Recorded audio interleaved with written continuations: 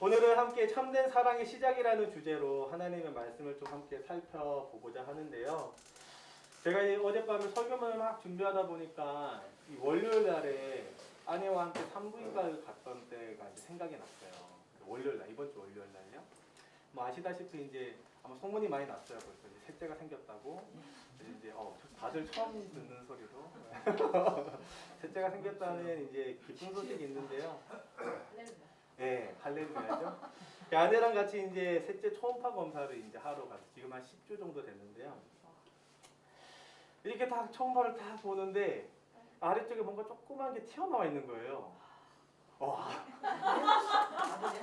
그래가지고 아들 2명이 아빠로서 이거 안 되는데 살짝 튀어나온 게 있는 거예요. 그래서 제가 설마 아니겠지. 10주인데 벌써 이런 게 나온다고 막 이런 생각을 했어요. 그런데 이제 의사 선생님이 제 마음을 아셨는지 이렇게 이야기하는 거예요. 남자처럼 튀어나와 있죠? 이렇게 안에서 이제 아내한테 막 말한 게 저한테 들리는 거예요. 좀 마음이 좀 어려워지기 시작했어요. 또 벌써 마음이 불편해진 거죠. 그러면서 이제 막 이야기를 하는데 순간 이제 제가 하나님께 이렇게 이야기해서 하나님 안 됩니다. 안 돼요. 이렇게 안 됩니다. 하나님 제가 딸이어야 된다고 했잖아요. 그래서 근데 이제 하나님 그 말씀을 들으셨는데 이제 의사 선생님 통해서 복음을 선포하셨어요.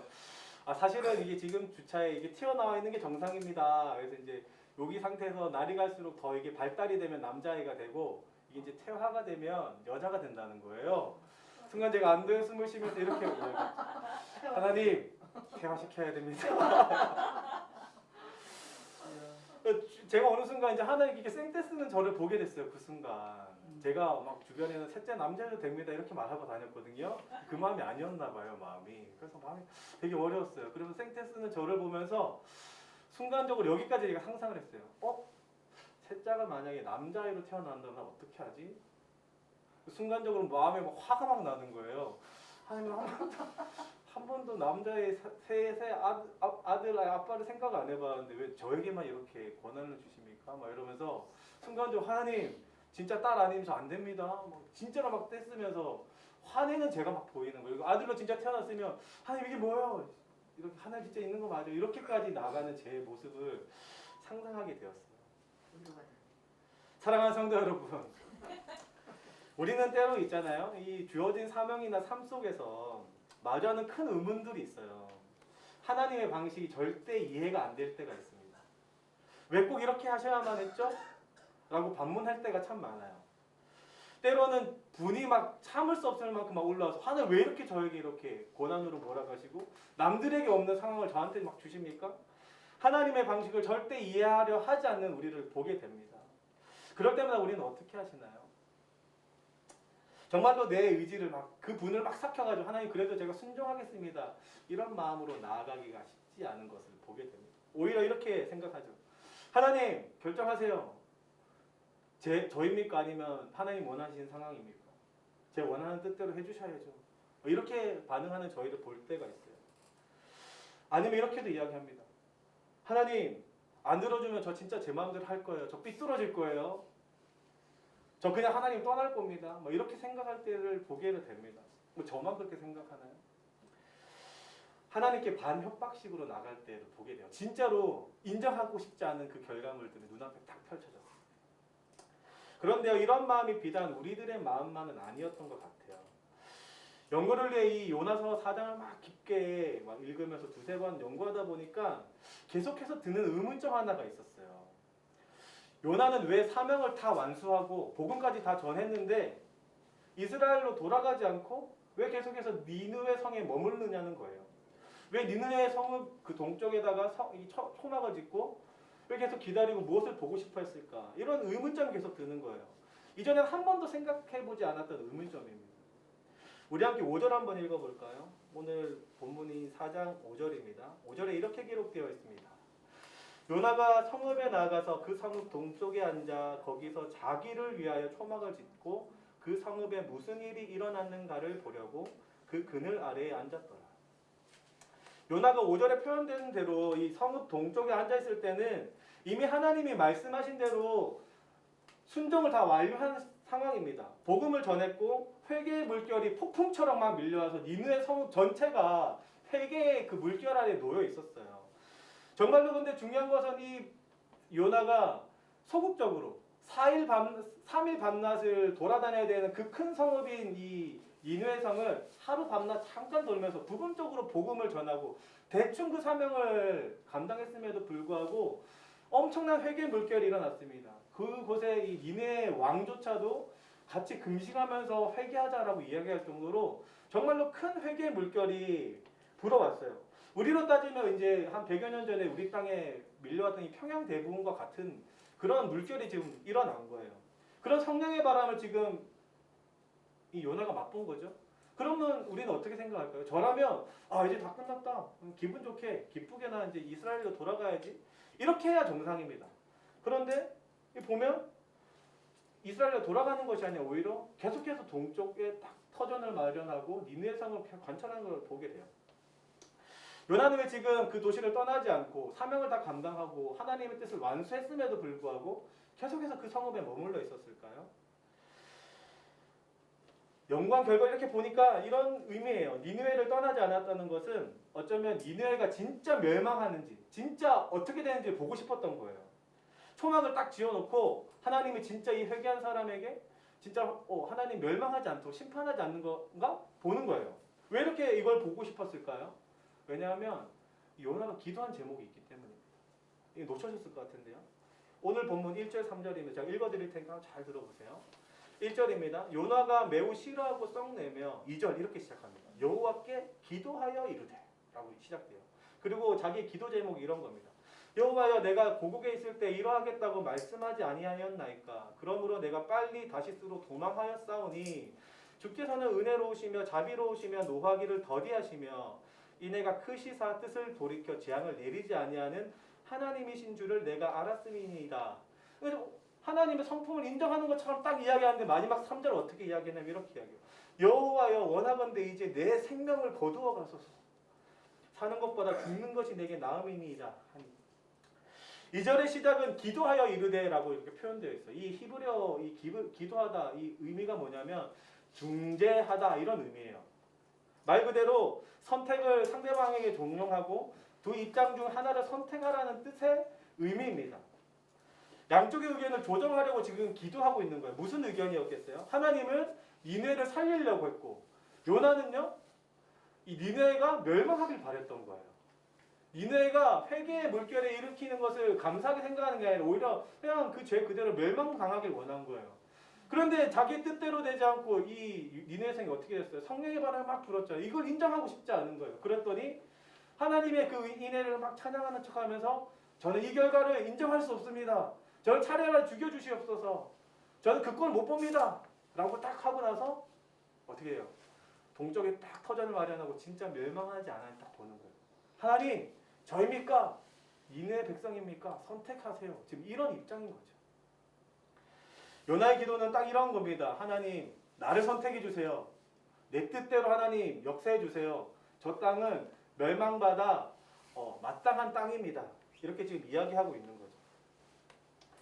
요나는 하나님께 사명을 받을 때부터 하나님의 그 뜻과 그 계획을 인정하지 않았어요.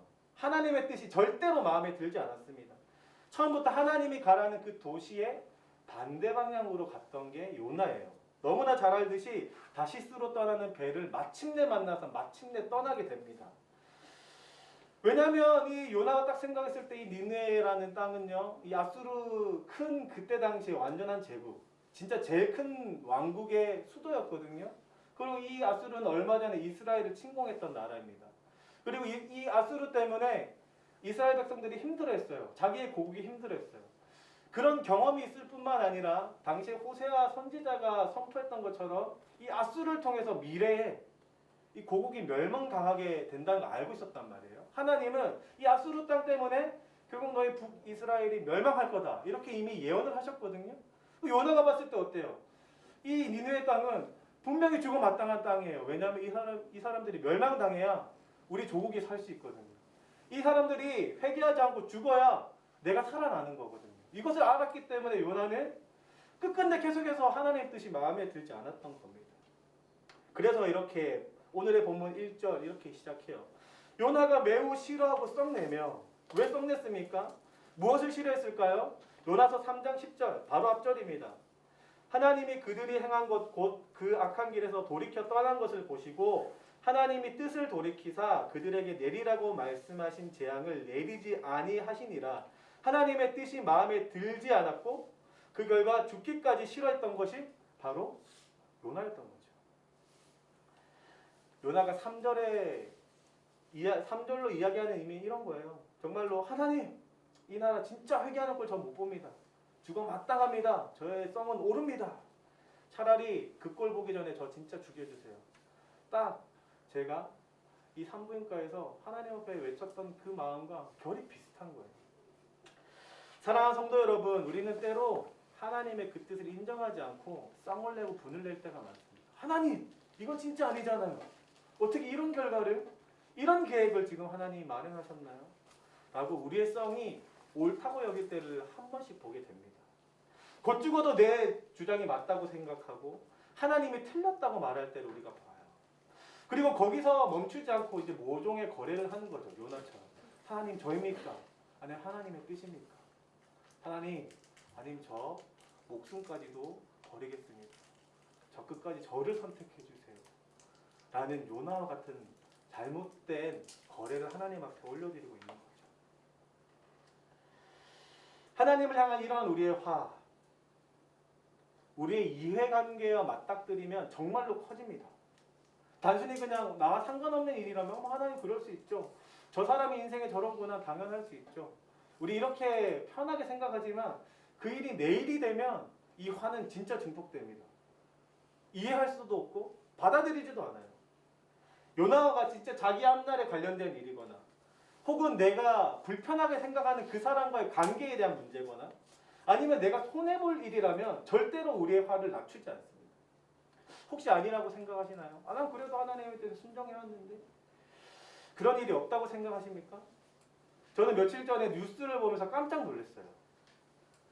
무슨 뉴스였냐면 이 출소한 범죄자, 이 범죄자가 이제 출소하면서 이제 집으로 돌아오는 길에 대한 일이었어요. 엄청난 이슈였어요. 집에 못 오게 하고 그 동네 못 살게 하고 아마 다 기억하실 거예요, 누군지.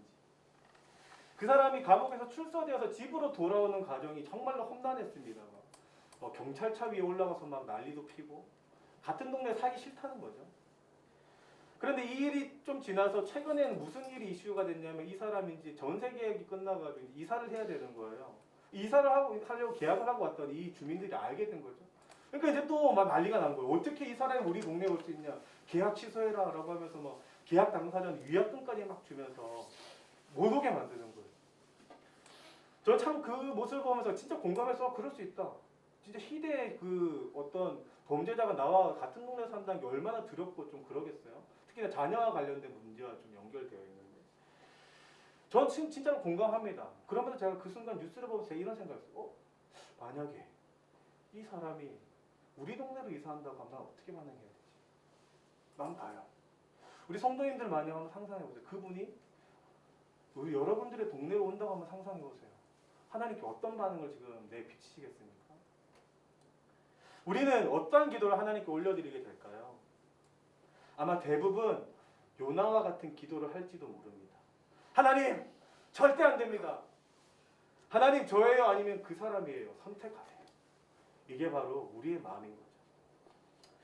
우리는 어떻게 하면 하나님의 그 모든 뜻에 우리가 순종하며 살 수 있을까요? 하나님은 분명히 원수까지도 사랑하라고 했어요. 원수까지도 사랑하라고. 그런데 우리는 여전히 사랑할 대상을 분류 딱 해놓고 사랑할 만한 사람을 사랑하고 사랑할 수 있는 사람에게만 사랑하지 사랑할 수 없는 사람에게까지 사랑하지 못합니다. 오히려 그 사람과의 관계에서 분명히 마음이 어려워져요. 어떻게 하면 요나와는 다르게 이 시대에 요나처럼 사는 것이 아니라 이 시대에 요나와 다르게 순종하는 사람으로 살아갈 수 있을까요? 어떻게 하면 진짜 참된 사랑을 내비치는 순종의 아이콘이 될 수 있을까요? 우리는 오늘의 말씀을 통해 그 비밀을 알아가기 정말로 주님의 이름으로 축복합니다. 참된 사랑을 위한 제언, 무엇보다도 메모리얼 공원을 꼭 지어라는 거예요. 메모리얼 공원, 추모 공원, 기억의 공원 뭐 이런 거예요. 얼마 전에 우리 이 목사님께서 우리 꼬꼬무라는 거 진행했잖아요. 요한복음. 꼬꼬, 꼬리에 꼬리를 무는 그 TV 방영을 있는 거 그대로 따오셨잖아요.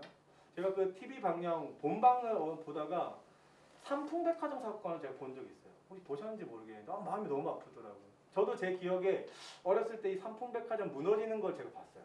그리고 그 무너진 화면에 막 TV 사이로 막 나오는 거 보고 또렷하거든요. 그 삼풍백화점 사건이 꼬꼬무에 나왔었는데 이 꼬꼬무 이 삼풍백화점 편에서 이렇게 마무리를 해요. 잘 들어보세요. 삼풍백화점 이 희생자를 기리는 추모공원을 막 지으려고 한 거예요. 사실은 그 추모자 사람들이 이걸 잘 기억해야 되고 옛날의 과거를 똑같이 반복하면 안 됩니다. 옛날의 기억 우리가 잘 이게 추스려야 되고 희생자들의 마음과 가족들의 마음을 잘 기려야 된다고. 그 추모공원을 막 지으려고 하는데 마지막에 그것이 실패해요. 그 삼풍백화점 기업이 반대를 했고 그 로비를 했던 정치인들이 막 반대를 하면서 서울시가 허가를 내주지 않아요. 그래서 추모공원을 짓지 못하고 끝내거든요. 그 장면이 딱 나오면서 이렇게 이야기해요. 그때 추모공원을 지었다면 이 희생자의 가족과 대한민국을 좀 더 나음을 꿈꿀 수 있지 않았을까요? 뭐 이렇게 이야기합니다. 반대로 미국은 어땠는지 알아요? 우리가 너무나 잘 알고 있던 9.11 테러 사건 아시죠? 이 쌍둥이 빌딩이 폭삭 무너졌고 정말 많은 희생자들이 나타나는데 그 자리에 지금 가보면 메모리얼 공원이 있어요. 제가 사진을 좀 준비했는데 한번 띄워보시겠어요? 이 쌍둥이 빌딩 없나요? 없어졌어요? 제 사진 넣어놨는데 죄송합니다. 제 사진을 제가 카톡으로 보여드릴게요. 아니 그 사진을 보면 쌍둥이 빌딩 그 딱 터를 보면 아름답게 공원을 딱 지어놨어요. 그리고 쌍둥이 빌딩이 사각형으로 두 개가 이렇게 있잖아요. 그 자리를 쭉 파가지고 폭포를 만들어놨어요. 폭포 막 떨어진 소리를 막 들으면서 옛날에 그 어떤 아픔들을 기억하면서 또 그런 아픔을 반복하지 않아야 되겠다 이런 생각을 하는 추모공원이 이쁘게 진짜 지어져 있거든요. 아마 우리가 지금 메모리얼 공원을 딱 가면 그때가 막 생각이 나고 앞에 그런 실수를 반복하면 안 되겠다는 생각을 하게 될 거예요. 마찬가지로요. 니느웨 앞에서 요나도 사실은 자기 옛날을 돌아봤어야 했어요. 왜냐하면 하나님의 말씀 그대로 요나는 따르지 않고 불순종했거든요.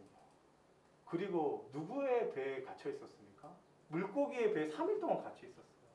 물고기의 배에 3일 동안 갇혀 있었던 하나님 뜻에 반대로 불순종한 결과입니다. 죄의 결과고 하나님께 심판받은 결과예요. 어찌보면. 딱 2장 앞으로만 딱 가면 그 사건이 있습니다. 아니 어쩌면 그 요나 당시에 그 요나는 하루나 이틀 전에 물고기 뱃속에서 토해내졌을 수도 있어요.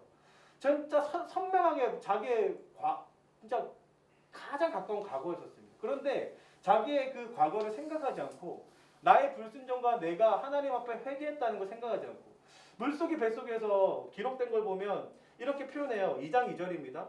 이르되 내가 받은 고난으로 말미암아 여호와께 불러 아뢰었더니 주께서 내게 대답하셨고 내가 수월의 뱃속에서 부르짖었더니 주께서 내 음성을 들으셨나이다.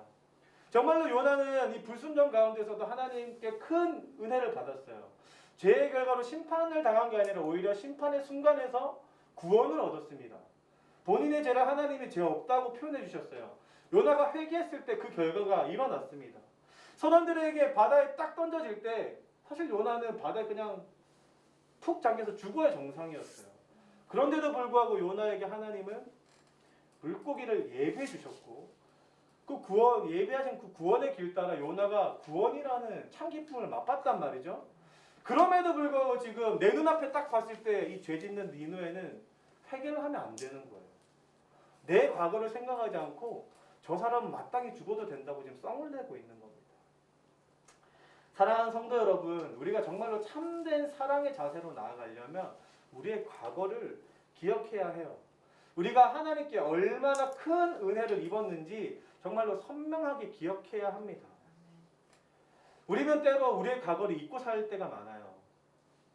하나님을 알지 못했을 때를 머릿속에서 지워버립니다. 나는 마땅히 하나님께 구원받아도 되고 나는 마땅히 지금 복을 누려도 된다고 생각하고 나는 마땅히 저 큰 죄인과는 다른 인생을 살고 있다고 생각하고 있어요. 왜? 예전의 기억이 싹 사라졌기 때문입니다. 우리가 성령으로 인해서 회개의 영이 임했을 때 어떤 마음이 들으셨습니까? 저는 이런 마음이 들었어요. 하나님, 저는 진짜 죄인 중에 괴수입니다. 제가 정말로 큰 죄를 짓고 살았습니다. 그런 저를 하나님 선택해 주시고 구원의 길로 인도해 주셔서 너무나 감사합니다. 그 뜨거운 눈물, 그 감격의 눈물을 엄청나게 흘리면서 예배 자리로 나왔거든요.